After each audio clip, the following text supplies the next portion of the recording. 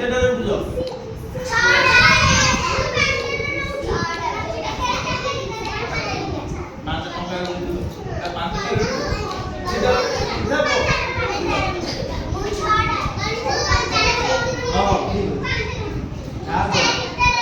ସକାଳୁ ଉଠି ପ୍ରାର୍ଥନା କରୁଛି ମନ୍ଦିର କି ଯାଉଛି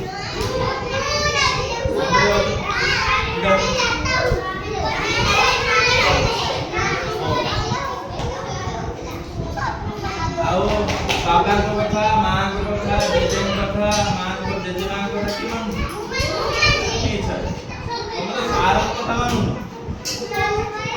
କଣ ମାନୁଛୁ ଏଇଠି ସାର ତାଙ୍କୁ କହିଲେ ଯେ ସିଧା ବସ ବୋଲି ସେ ପର୍ଯ୍ୟନ୍ତ ସିଧା ବସ କହିଲେ ଆଉ ତାଙ୍କୁ ତ କହିଲେ ତ ସାର ପାଠ ପଢିବାକୁ ସେ ତ ପାଠ ପଢୁଛନ୍ତି ବସରେ କେମିତି ବସରେ ଆଗୁଆ ସିଟ୍ ବସିବା ପାଇଁ ଠେଲି ଠେଲି ଚଢି ଯାବ ନା ନିଜେ ଯାଇକି ଆଗୁଆ ବସିଲେ ତାପରେ ଦେଖିବା ନା ଆଉ ଆମେ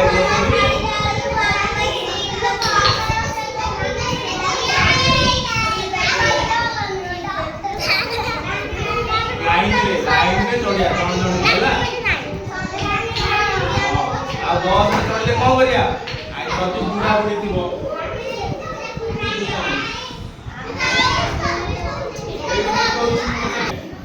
ତମେ କଣ କରିବ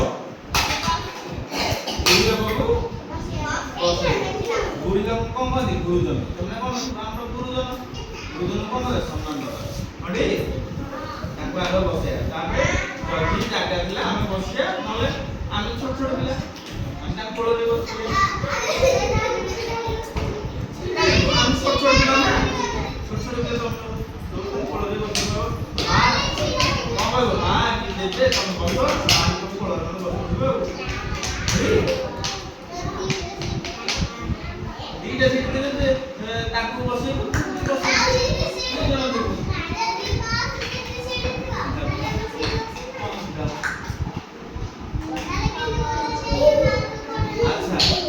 खेल बेला किए पढ़ुची पढ़ खेल बेला पढ़ुची पढ़ारे चलू खेल बेला चलू खेल बेला खेलिया होला पढ़ा बेला पढ़िया ओइ एठो एना घरु जे छुट्टी रे पढ़ दिया बैग को पकड़ दवा खेले दिया आ कोन करिया बैग बदल खोया खेले खेलू ना हां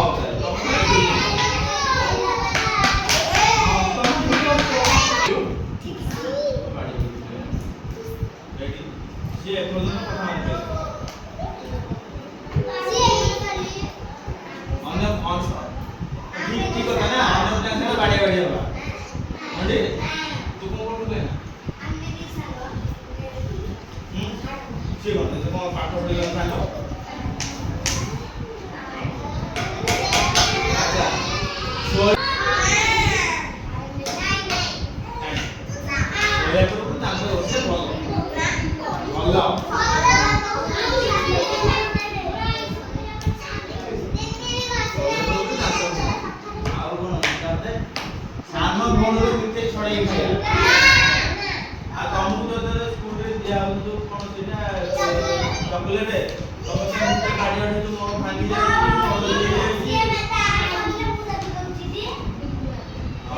मिछ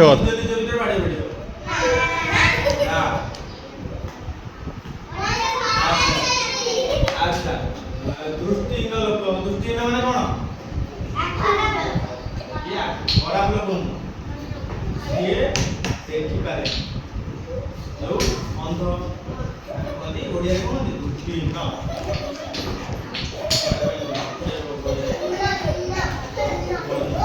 पाठ पढेला कोन केदा कोन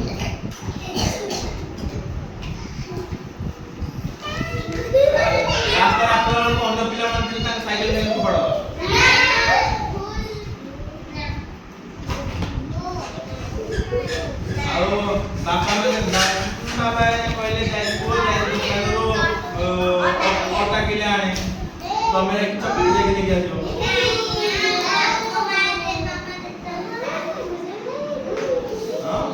ଆଉ କହୁନ ମୋ ପାଇଁ ଚକଲେଟ ମୁଁ ଚକଲେଟ ଆଣିବି ବୋଲି।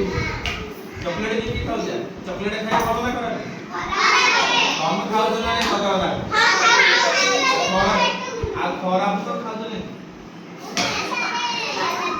ସବୁ ଭଲ ଲାଗେ ନୁହଁ, ସବୁ ଜିନିଷ ଖାଅ ଯେ ଅଧିକ ଖାଆନି, ଅଳ୍ପ ଅଳ୍ପ ହେଲା। ଏଡ ଚକଲେଟ ଦେବ ସବୁ ତ ଖାଇବ, ସବୁ ତ ଖାଇବ। ଏଡ ଚକଲେଟ 5 ଦିନରେ ଖାଇବ।